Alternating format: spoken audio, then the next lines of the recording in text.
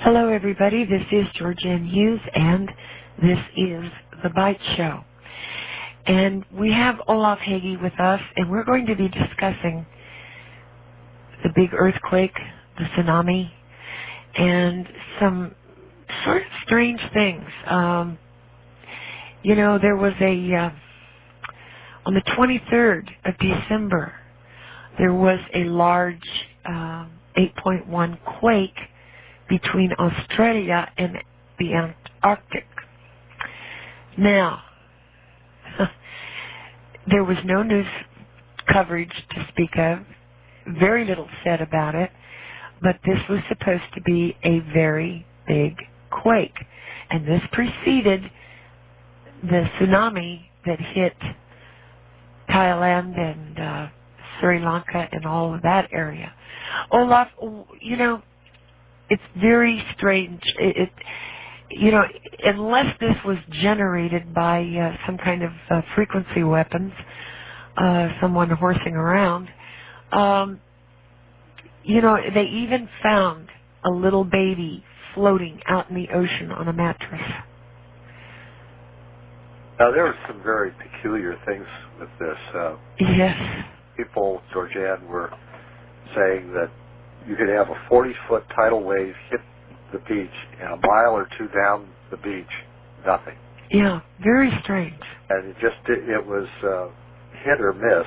And, you can say that even the news media is saying that there were a lot of miracles. Oh, yeah.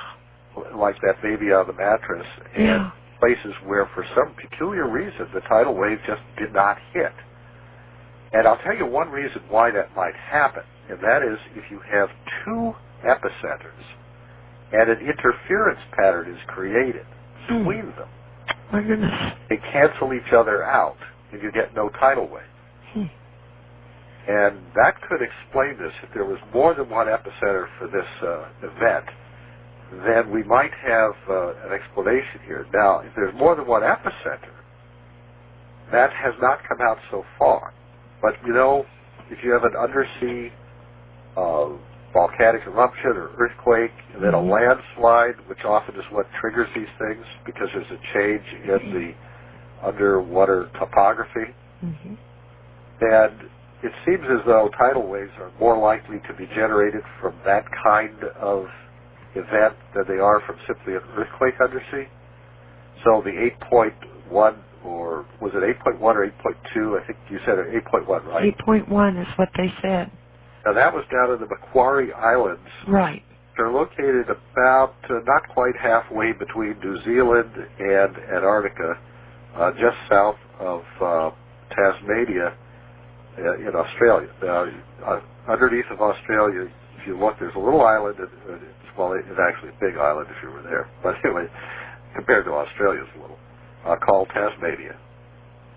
And about equidistant between Tasmania, New Zealand, and Macquarie Island, they form sort of a little equilateral, well, maybe not equilateral, not in this Mercator projection anyway, but they form a little triangle, and they're about equidistant from one another.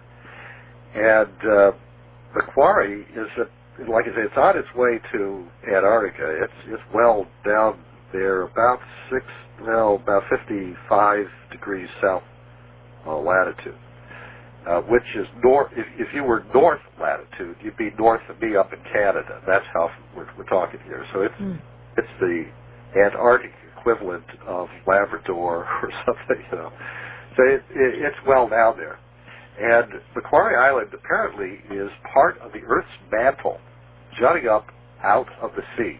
Okay, well, having a big quake like that in that particular area, it would have seemed that it should have alerted somebody to the fact that maybe, something bigger was coming. Well, this location, you have to remember, if you're in Sumatra, you got Australia and a lot of ocean between you and this quake.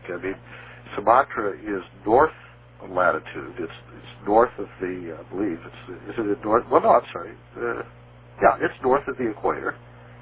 Not too far north of the equator. And this is well south. This is about 60 I'm going to say even maybe 65 degrees of latitude between these two places, and approximately 1, 2, 3, 3.5, about 35, 40, 50 degrees maybe of longitude between them. I mean, it's well separated. So it's sort of like if something was happening in South America, you wouldn't expect something to be happening in Seattle. Yeah, well, I wouldn't count on it. But they're about that. Yeah. You know, that's the scale of distance here. So it is something that I can understand why they didn't think there was any connection. But I happen to have a map here that shows the seafloor of the world. Mm-hmm. And if you follow Macquarie Island, and remember we're talking about a chunk of the Earth's mantle poking through the ocean surface. They say it's the only place in the world where this is happening. The Earth's mantle is down below the crust. Right. Below the surface of the Earth. It's well down, deep inside the Earth here. And to get that far down, we've got all kinds of scientific projects that are proposed to try to drill into the mantle. Well, here's the mantle coming up to meet us. Yeah. So we need to drill. Yeah. And there's a piece of land that Macquarie Islands sit on underneath the water. It's not above water, but below water. And it's called the Austro-Antarctic Ridge. This is a huge undersea, almost continent-sized, as big as Australia, chunk of land. Not shaped like Australia, but it's sort of a snallygaster, but it's at least as big as Australia. And there's two branches that extend to the north off of this. And one of them goes up to India, and it's called the Mid-Indian Ridge. And that is the debris left behind by India as it moved up the Indian Ocean and crashed into Asia, forming the Himalaya Mountains. And that took place during the age of the dinosaurs and climaxed pretty much 65 million years ago when they were wiped out. But there's another line that seems to be the remnant of another event, and that's something called the East Indian Ridge, and that's a much narrower little trail. And at the north end of it is the Andaman Islands, which I believe are headhunters or something, or cannibals. Okay. Who live there in the Bay of Bengal. And just to the right of that is where this earthquake occurred, that triggered this tidal wave in Sumatra. And if you go a little bit further down through to the Java, I guess the island of Java is where Krakatoa was located, a little island that was east of Java. And Krakatoa is a volcano that exploded in 1883, and it was so loud it was heard around the world. I mean, they literally could hear the noise of this thing for thousands of miles away. And well, this tsunami, it was felt, and people were missing in the ocean 3,000 miles from the epicenter, Olaf. Was that in the coast of Africa? Yes. No. Yeah. Well, yeah, and if you look at it, you can see why. There's nothing between Sumatra and the coast of Africa Yeah. here. And you can pretty much draw straight lines, and the first piece of land you hit is what was affected. So you can see Sri Lanka, you can see India, you can see Madagascar, you can see, of course, the Bay of Bengal, Bangladesh. Bangladesh is particularly interesting because the plain of the river there, the delta that comes out into the Bay of Bengal, is where the poor farmers of Bangladesh every year go to sow their crops because they can't afford land of their own. Yeah. So they farm the delta, which is the place where all the monsoons and typhoons just flood the place. Yeah. They gamble that they could actually grow a crop, harvest it, and get back on safe ground before the monsoon season hits. And every year, thousands upon thousands of these poor farmers are killed by the floods from the typhoons and the monsoons that sweep into that region. Yeah, that's So true. this is an area of the world where people are accustomed to massive losses of life. Also, Sumatra is part of Indonesia, and it's the largest Muslim country in the world. And they've got actually a civil war going on right now, involving really an attempt to try to kill off the Christians that are still in Indonesia. Yeah, maybe God doesn't like that. Yeah, well, he's certainly showed his displeasure in a very dramatic way, as I'm sure you'll describe in a moment here. Yeah. The Krakatoa was this massive event. When it exploded in 1883, the whole world's climate was changed for years afterwards. And it caused, sunsets around the world to be dramatically affected from all of the debris thrown up into the atmosphere.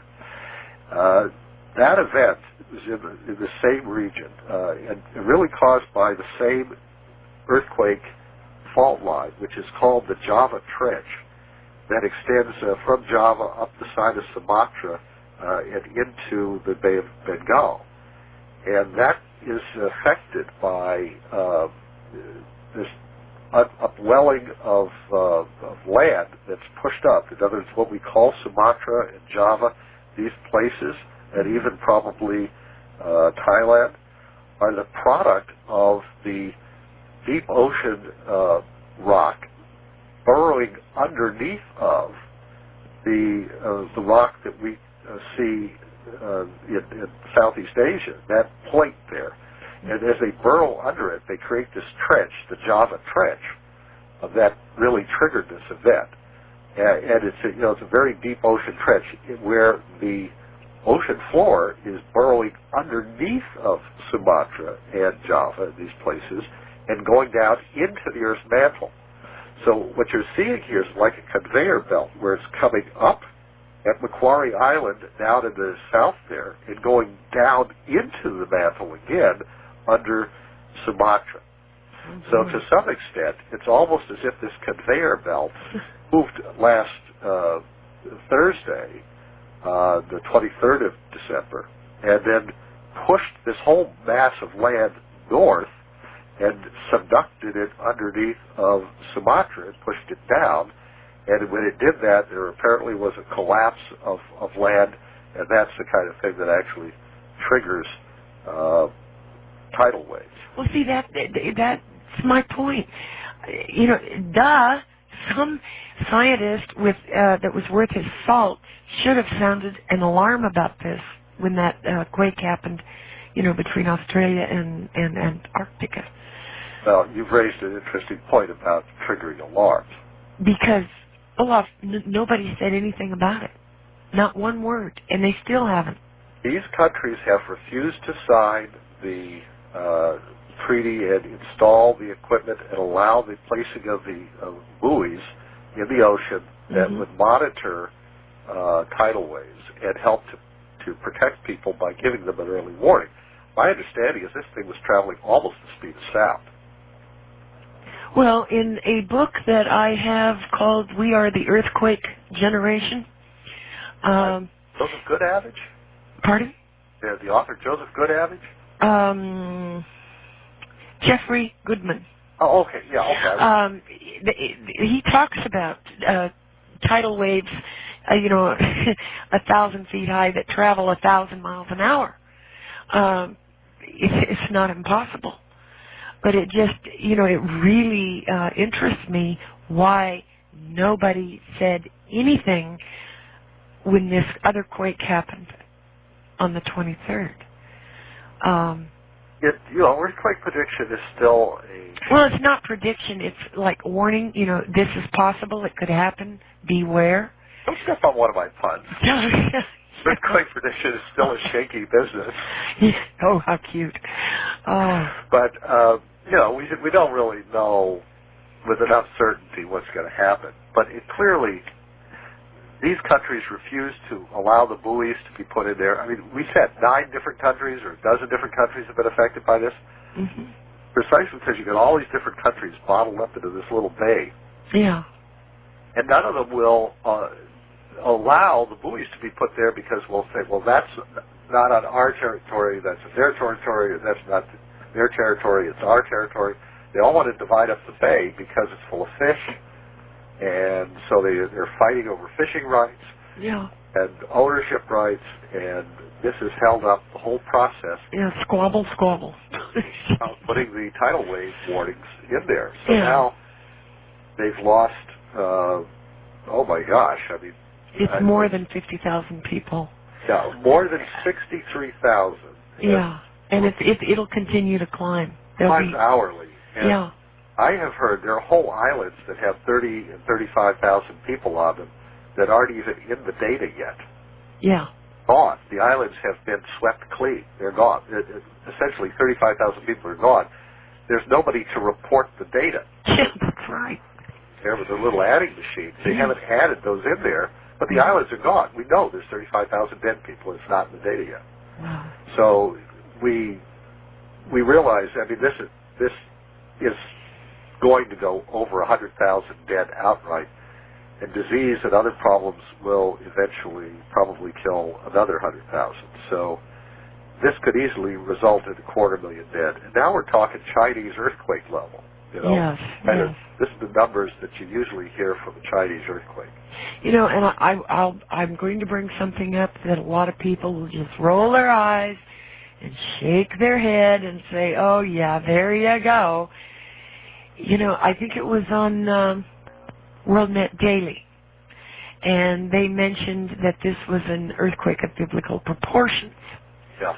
Well, if we remember Sodom and Gomorrah being destroyed because of all of the bestiality and homosexuality in that city, pedophilia, whatever, you know,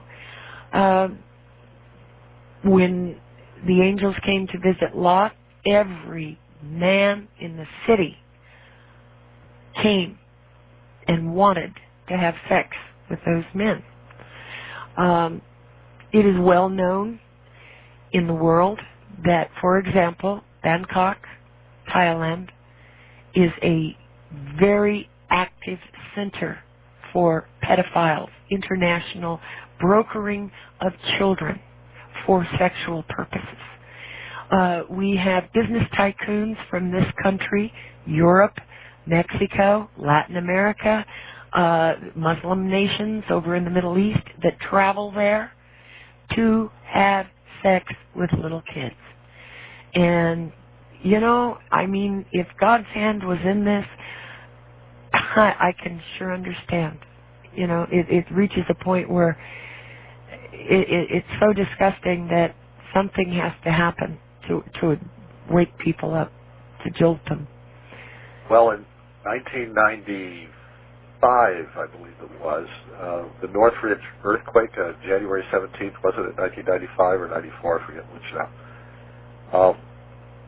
That earthquake struck the pornography capital, Los Angeles. Yeah. And, I mean, that's where most of the porno stuff was being done. And it's interesting. People say, well, you know, that's just a coincidence. Well, we're having a lot of these coincidences. Yeah, we sure are. You recall the hurricanes in September that swept across Florida. Okay, now you know Florida has changed quite a bit. It used to be a retirement place. Yes, I know. It's become Sin City now. Oh, sure. Anything goes. Yeah, a lot of bad stuff is now going on along the coast of Florida. Mm-hmm. And what's really interesting is one of those hurricanes went straight at New Orleans. I mean, it went right at the city. Now, New Orleans is actually below sea level, a lot of it anyway. Yeah. And when the people in New Orleans saw this thing coming, you know, there are no atheists in foxholes. I'm sure that they started to get religion, but that's, again, a city that's historically notorious for its prostitution and its voodoo and all kinds of other things. Right. So we could laugh at this and we could say, well, you know, that's not true, but it is true. I mean, there are very clear connections. The Bay Area quake hit San Francisco, you recall. Yes. And 1989. And, of course, San Francisco is probably the gayest town in America, if you want to talk about Sodom and Gomorrah. And that's the worst earthquake, certainly since 1906. And in 1906, the Barbary Coast in San Francisco was a great den of iniquity. I mean, it was a terrible place out in California. Kind of like the Reeperbahn in Germany. Yeah. There's a lot of prostitution, a lot of people being killed, and all kinds of bad things going on. And again, the Barbary Coast was one of the main targets of the earthquake fire that happened in the 1906 quake. And right after the 1906 quake, there was a big religious revival. And that revival, the so-called Azusa Street revival, was triggered by it, and it triggered a worldwide Pentecostal revival that still echoes around the globe to this day. So sometimes these events, people get woken up and shaken out of their complacency, and it does trigger some changes.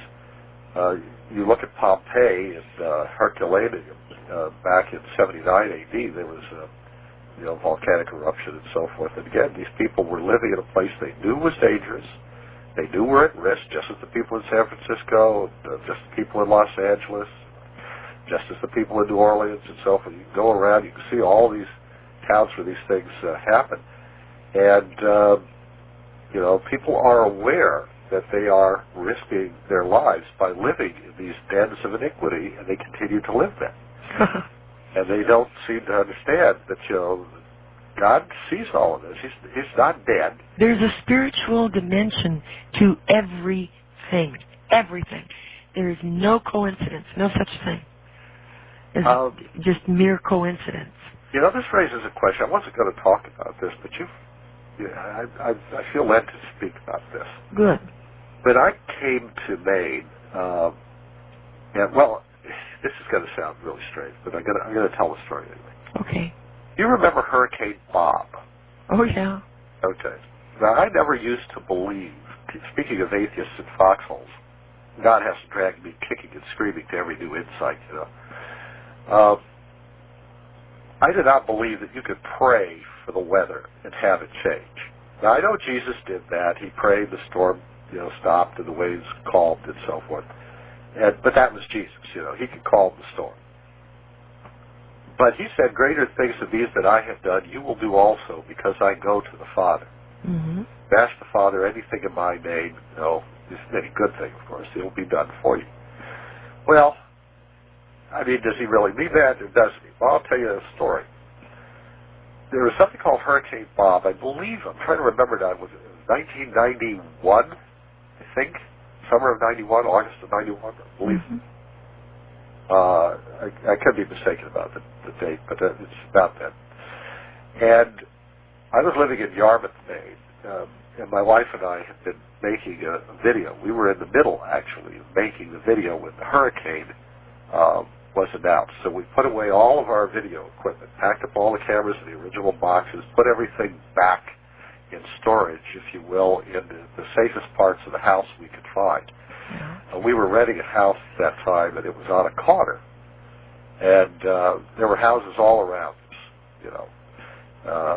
and next door and so forth. And the hurricane was actually off the coast of Florida at 7 o'clock in the morning. And Hurricane Bob raced up the east coast and headed right at us. It hit us. It targeted us as surely as if we were, the center of a bullseye and a master archer were shooting an arrow at us. And that hurricane came from out of nowhere down off the coast of Florida, and it just shot right at us. And by about 3 o'clock in the afternoon, which, it seems impossible. And the more I think about it, the more I keep saying to myself, it can't have happened. But it did. And that hurricane, it nailed us. It went right over us, okay? And when that hurricane hit, you know how, or maybe you don't know this, but when a hurricane hits you, the winds are blowing one way, and then they get quiet, then they blow the other way. Yes, I know.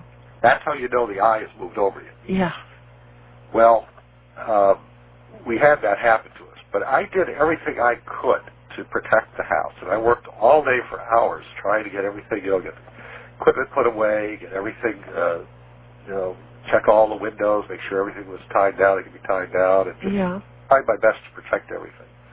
About 3 o'clock in the afternoon, I stopped and I said, well, I can't think of anything else to do. And then I thought of one more thing. I got down on my knees in the middle of the house, and I prayed.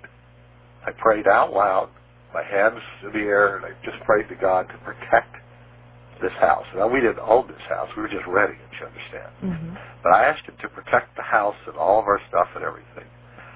And like a fool, I didn't ask him to protect the surrounding neighborhood. Oh, dear. I want to tell you what happened. After it was over, after it had passed by, and my wife was embarrassed. I mean, I got to admit, Elizabeth was embarrassed. She was like, oh, God, here he goes again. And she got nervous when I would pray before meals. You know what I'm saying? Mm-hmm. So this was like, you know, what's he doing now? After it was over, I got out and I walked the perimeter of the property. There was not so much as a leaf, nothing, not a broken twig, not a single thing on that lawn. Mm-hmm. That property looked as if the air was perfectly still, had not been touched. Nothing was touched, destroyed, injured, damaged in any way. All around us, broken trees. Mm-hmm. The lawns were all littered with debris. There were houses that had trees falling in on them. I mean, and we were this little island that was untouched, and everybody else around us was filled with debris, broken fences, and branches, and everything. And when I saw that, I said, aha. Yes. Does listen not only to prayers, but he does control the weather, and he can change the course of storms and the way they affect us. Yeah, if people will just ask him. I know. We just don't. You don't have because you don't ask, James says. Yeah, good point. You ask not. So I decided that I'd start praying when I saw storms coming. Sometimes I forget and we get clobbered up here. But I've seen this. You know, the Weather Channel shows real-time, the radar of the storm tracks and stuff like that. Sure. You can watch storms. I've actually seen this where I've had an announcement on the radio that a storm was coming. I'd go turn on the Weather Channel. I would pray. I would watch as the storm would literally part and go around us on both sides. Oh, my goodness. I've seen this more than once. And it's just, now I know some people are going to say, yeah, but you live near Brunswick Naval Air Station, they got some basic technology, and that's what's happening. I don't know, maybe that is what's happening. But all I can tell you is that the storms are still over the flight areas of Brunswick Naval Air Station. I mean, you can see on the map exactly where it is. I know where they fly those C-5As in. And I can tell you that those planes have to come in low in terrible weather, only to land in a little island of safety, maybe in the middle of it. But you know, if they control the weather, they're doing a crummy job of it. You know, as far as their purposes are concerned, if you look at the flight patterns. So that may be the explanation, but I don't think so. Well, you know, just backtracking a little bit, on December 23rd, there was that earthquake between Australia and the Antarctic. Yes. Okay, on December 24th, Russia was test-firing ballistic missiles. And this was the fourth missile in a series of tests that it was doing of its Topo-M intercontinental ballistic missiles.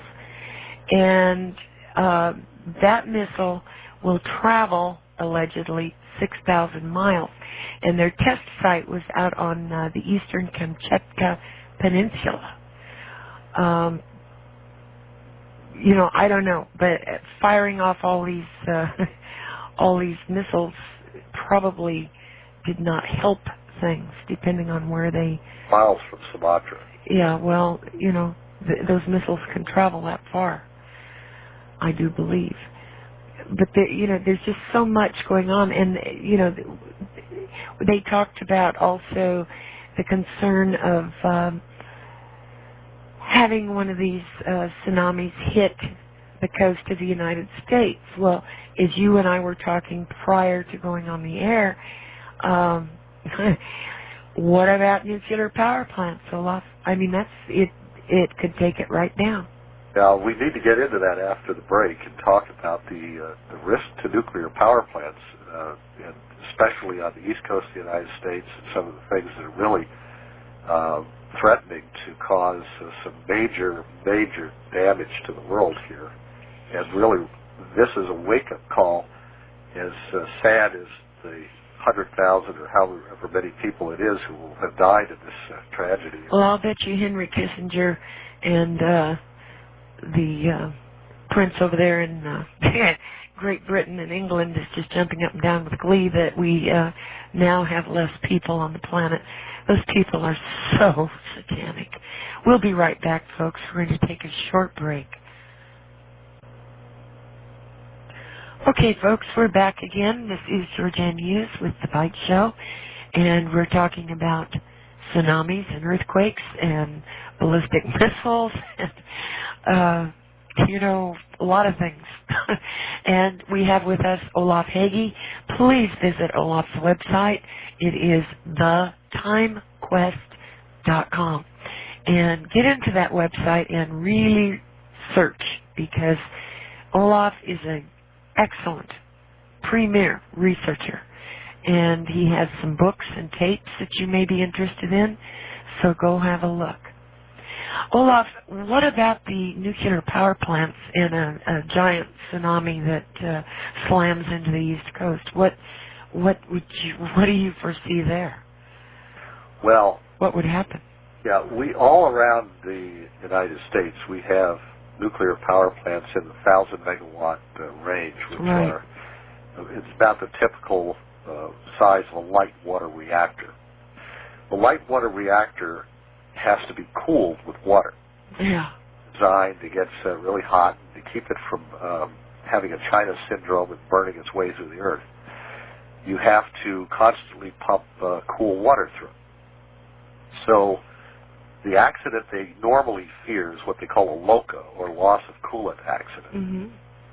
And the loss of coolant, the loss of water means that a pipe breaks somewhere in the system, or something goes wrong and they can't pump it, and they don't get enough of that cold water in.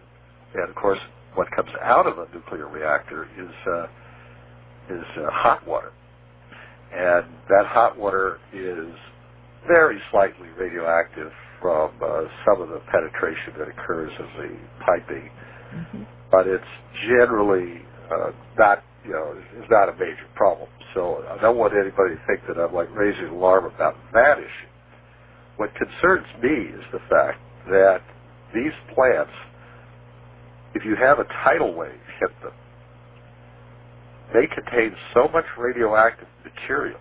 That's right. That it's the equivalent of a thermonuclear war. That's how much radioactivity is in the average 1,000 megawatt light water reactor, which is the standard nuclear power plant in the United States and in much of the rest of the world. That General Electric, the second largest corporation in America after Walmart, and Westinghouse have sold all over the globe.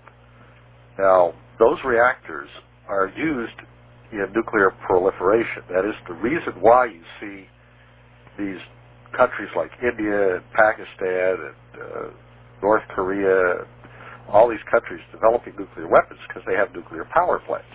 Right. We sell them the nuclear power plant technology, which makes money for General Electric, which owns NBC, by the way, and is heavily influenced by the Mormons, and Westinghouse. And these companies make a profit doing this, and the United States balance of trade is improved a little bit by doing this. But there's a problem. They don't have nuclear enrichment plants. They have to depend on the United States to enrich the uranium. Mm-hmm. So we have to do that in our uranium enrichment facilities, because if they had those facilities, they could make bombs very easily. So we have these uranium enrichment plants in Ohio and Kentucky and West Virginia that are run by coal-burning power plants. And an enormous amount of coal is burned in Appalachia to enrich uranium for not only our nuclear plants, but also to fuel the plants of other countries around the world. You cannot build nuclear plants in the United States, which we haven't done in a while here, without building them elsewhere. In other words, you can't build them here and then tell the rest of the world, no, you can't have them. They won't stand for that. They won't believe it, especially after so many other countries have them. So we have this quandary that if you have a nuclear plant with all of that radioactivity in it, and you had a plant like that was able to, in effect,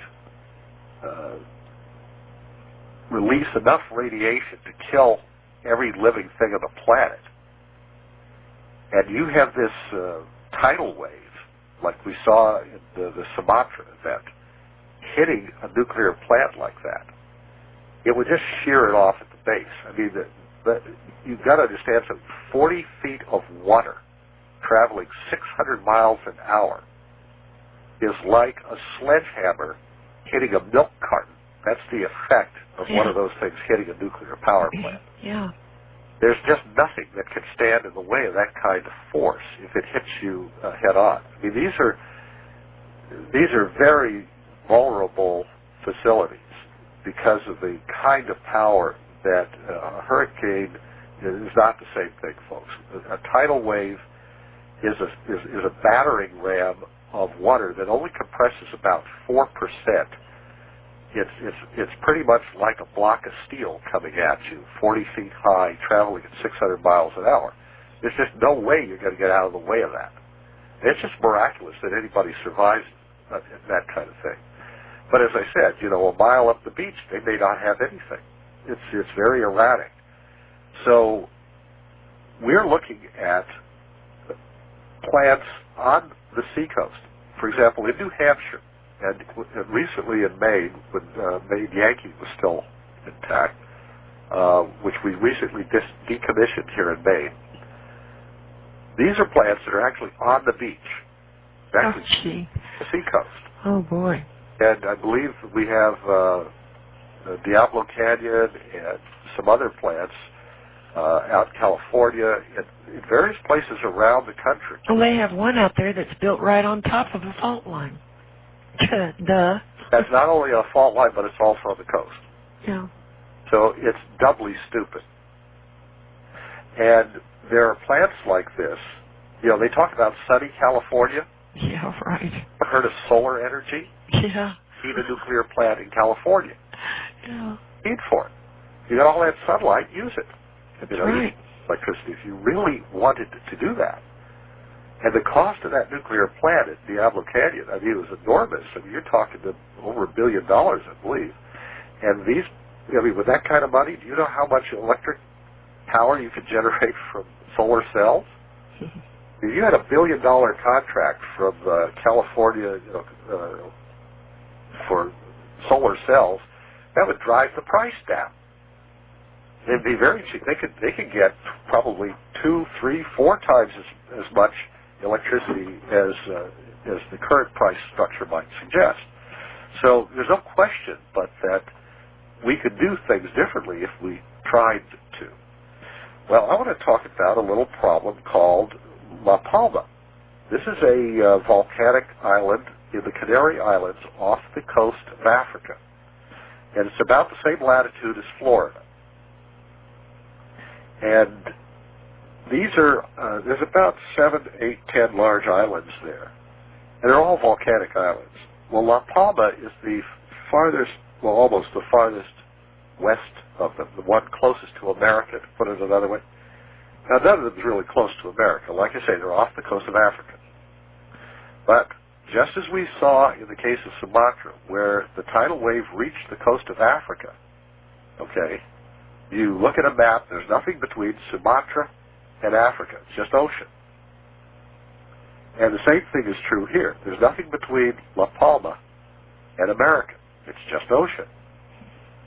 So if there were an event on this volcano in the Canary Islands, and it triggered a landslide, and they believe because it's so steep there the volcano's over 2,400 feet high on this little island, and it's just a sheer drop down into the sea.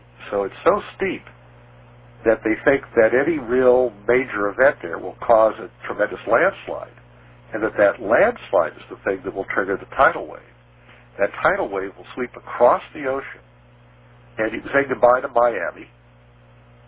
You can say goodbye to Fort Lauderdale, St. Augustine, and all of those cities on the coast of the east coast of Florida.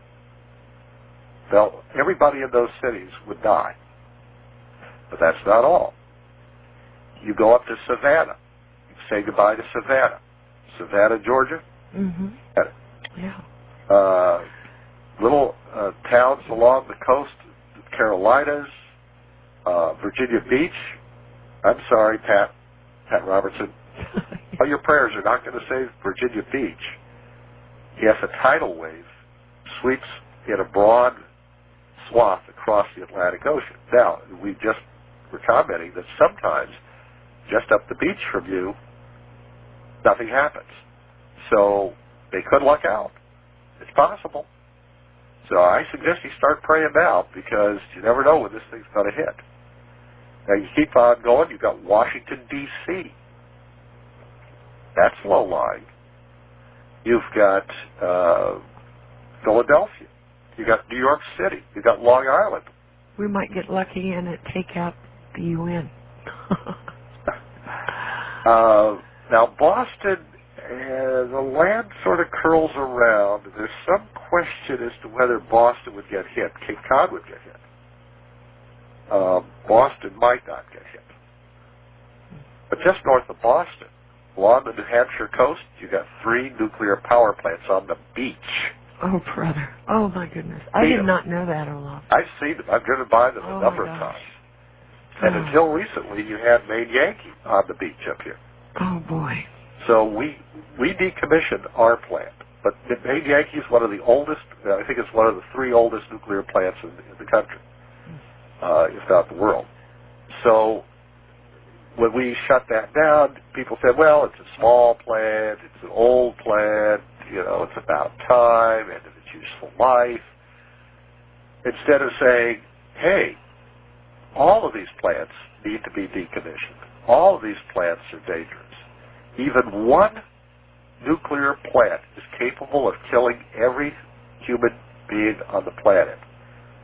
You ever see the movie On the Beach? Oh, yes. Yeah, I remember that movie very well. Gregory Peck. Yeah. Ava Gardner. Yeah. Everybody dies after a nuclear war. Okay? On the Beach is a movie about what will happen if even one nuclear power plant is taken out by a tidal wave anywhere in the world. Mm-hmm. Everybody dies. Not just in Sumatra. Not just in Miami.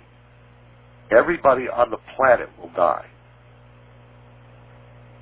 When that plant is breached, that radioactivity will go into the sea. Because we're talking a tidal wave here. We're not talking a little puncture in the wall.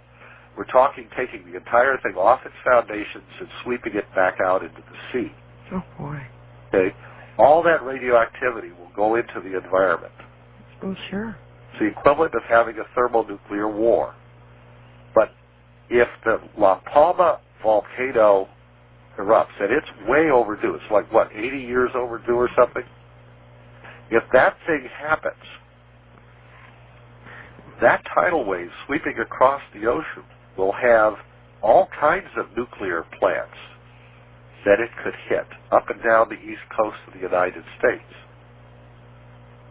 And if those nuclear plants, if even one of them is destroyed, we could all die.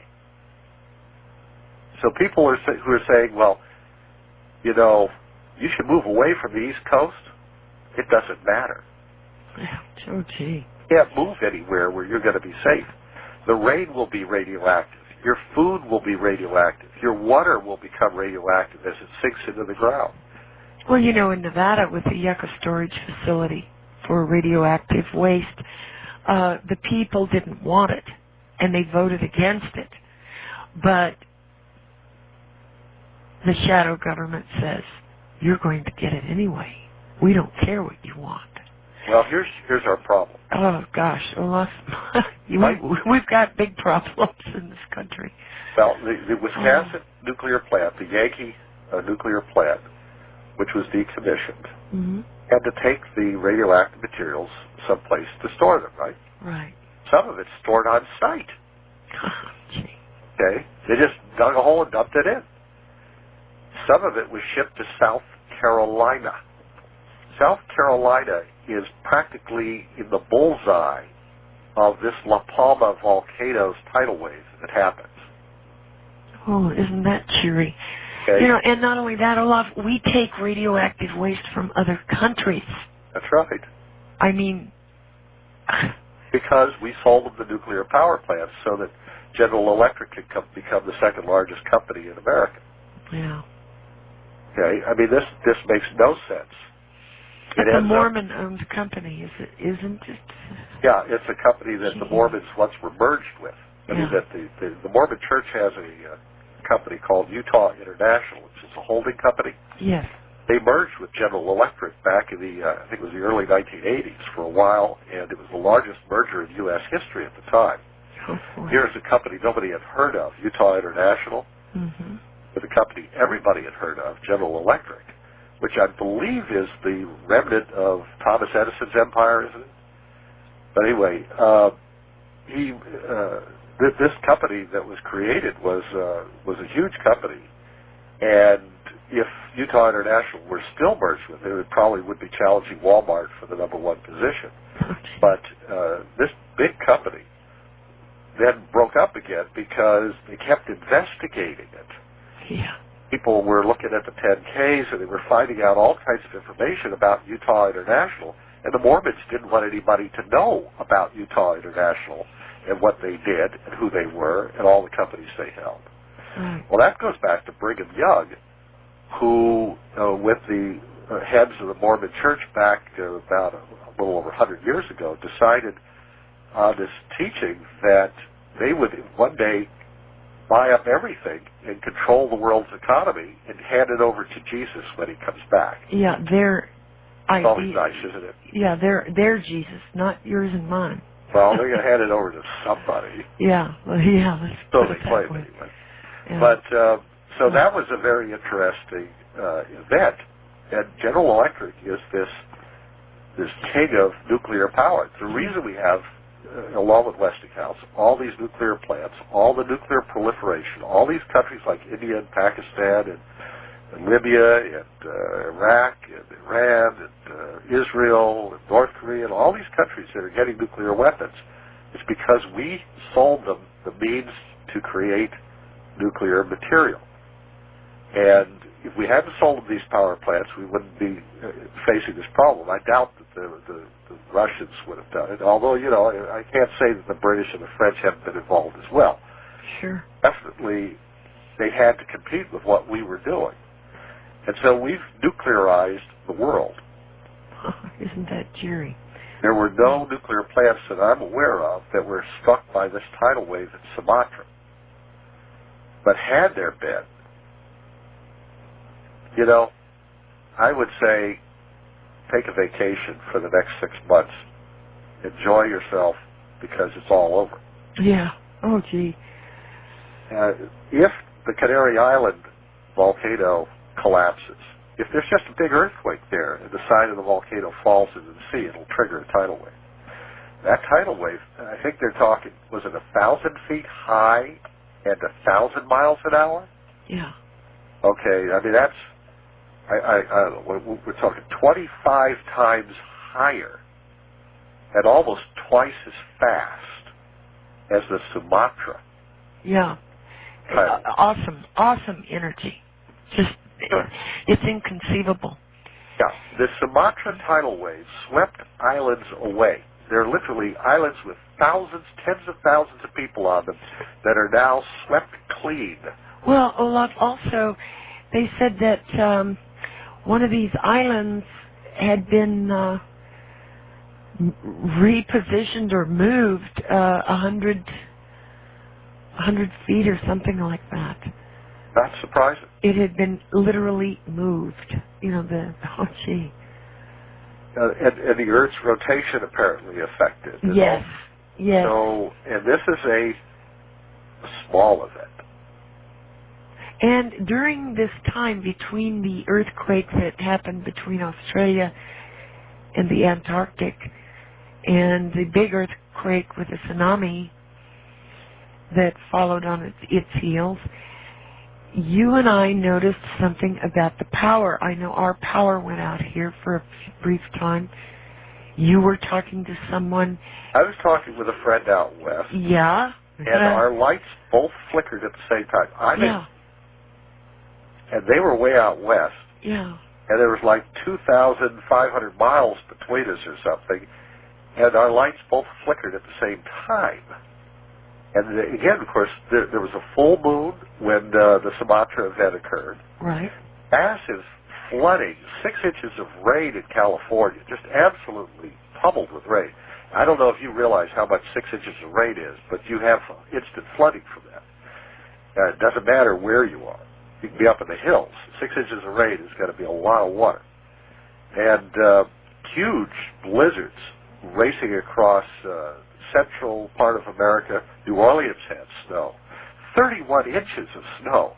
I had only an inch of this stuff. It was as heavy as lead. Oh my goodness. You cannot imagine what 31 inches of this stuff was doing. No wonder they had blackouts all across the eastern part of the United States. But I have to ask the question, is there something happening here that's affecting the whole globe? Now, the sun supposedly is not putting out a lot of flares and things at the moment, but, you know, earthquakes, especially things that come from the mantle of the Earth, could trigger electrostatic effects, create standing electrical waves, maybe Tesla-like waves, I don't know. Sure. And they could trigger, from just the rock movement, electrical waves that could cause, blackouts and strange storms, as well as these earthquakes and other events. So it may be that all of this comes from the events that occurred down south of Tasmania, those Macquarie Island mantle thrusting movements that occurred back on Thursday, the 23rd of December of 2004. So there's a chain reaction set in motion here that could have caused a lot of different effects. And we may not have seen the end of this. I mean, these things tend to cluster around the full moon or the new moon. So in a couple of weeks, or maybe a month after it, there may be some further events of similar nature. You often see, after major quakes, this sort of thing occur. I remember the Bay Area quake in 1989 that occurred during the World Series. I was out there at the time. And as I was sitting talking with some friends at a little after 5 o'clock on October 17th of 1989, they were saying to us how 2 months earlier there had been an earthquake. And I said, well, what day was that? They said, oh, it was about, and they looked at they had written down something because they had an insurance claim, and they said, oh, it was about the 17th of August. I said, oh, almost exactly 2 months ago. She'd hardly finished saying the words when the earthquake hit. And then I thought, I wonder what's going to happen 2 months later. And there was a major aftershock 2 months after that. And then 6 months later, there was another major aftershock. So there seems to be some sort of 2-month cycle going on. There are things, in other words, that will repeat. If you look, for example, at the New Madrid quake, enormous earthquake, right? Well, there were major earthquakes occurring in Iran at the same time. And if you look at your almanacs and so forth, you can find records of how when major earthquake or really cataclysmic earth movements and seismic geological events, volcanoes occur in one part of the world, there's often at the same time something happening in another part of the world. It's just like with this Macquarie thing followed by the Sumatra event, that one thing seems to trigger another, that the whole globe is sort of involved in this. It's not just a local event. That's true. That's exactly true. You know, in this book, We Are the Earthquake Generation, some of the predictions that were written in this book, it says that portions of Africa shall part as though fingers have been run through it. Indonesia will receive inundations. Its volcanoes, such as the famous Krakatoa, will once again erupt. And it just goes on and on. Eastern India will lose its coast for several miles inland and also at the southern tip. At the very end of this period, after the world has tipped, a landmass will appear in the ocean directly off the southern tip of India. Now, what's interesting about what you said is it first mentions inundations in Indonesia, which means a tidal wave. Right. Is exactly what has happened here. It also mentions flooding in India, which has also happened here. So it's very interesting that particular, and it indicates the area around Krakatoa, which is the Sumatra-Java Trench area, would be the trigger point for this, and that's exactly what happened. So it's interesting whoever, was that an Edgar Casey thing or whatever? No, these were predictions from various psychics in the world at the time, and their time frame, though, for these cataclysms was the decade between 1990 and 2000. And it's very hard to predict things when it comes to time. Yeah. 4-year miss from the 1970s, I think, when that book was written. Yeah, I mean, that's not too bad, actually. But it's clear that these events are extremely dangerous. And, South Carolina, where we're storing most of our waste at the moment, is clearly an inappropriate storage area. We've got to find a storage area on high ground, inland, up in the mountains somewhere. If it's not Yucca Flats, it's got to be somewhere like that. Oh, gee, I think we ought to store it right there in the UN. Oh, that's on the ocean. Can't do that. And we need to decommission all of these plants because, one asteroid crashing into any of the oceans is going to just cause massive destruction of all of the coastlands. You're going to have tidal waves like these or worse. And you're going to see nuclear plants breached. We can't afford to have these nuclear plants. We built these because of the guilt of the people who created the atomic bomb. They wanted to find peaceful uses of atomic energy. Now the whole world is developing nuclear weapons, and nuclear terrorists are looking to get their hands on this stuff. This was a big mistake. We need to admit it. Those guys are all dead. Their consciences don't have to bother them anymore, but we're still alive. We need to decommission all of these nuclear plants all over the world, certainly at least those that are near the ocean or on rivers that empty into the sea. And to add to what you were saying a little bit earlier, says that on the eastern seaboard, the psychics said that mid-coastal states, such as North Carolina and New Jersey, will be inundated. Worse yet, large portions of Louisiana and Florida are seen going under the ocean. In essence, the United States will be reduced from its present 3,000 miles coast-to-coast distance to less than 2,000 miles. Wow. Well, I can only tell you that given all of the nuclear power plants that are out there, if that happens, it means that something really horrendous is going to occur to the population of the planet. I don't see how anybody can survive that much radiation being released into the environment. The only way we're going to... people think nuclear plants produce electricity, which is a joke. More electricity is being used to burned by coal-burning power plants, or created by coal-burning power plants, to enrich the uranium that we're getting out of nuclear plants. Of course, we're enriching uranium for the rest of the world, and we don't get any of that electricity.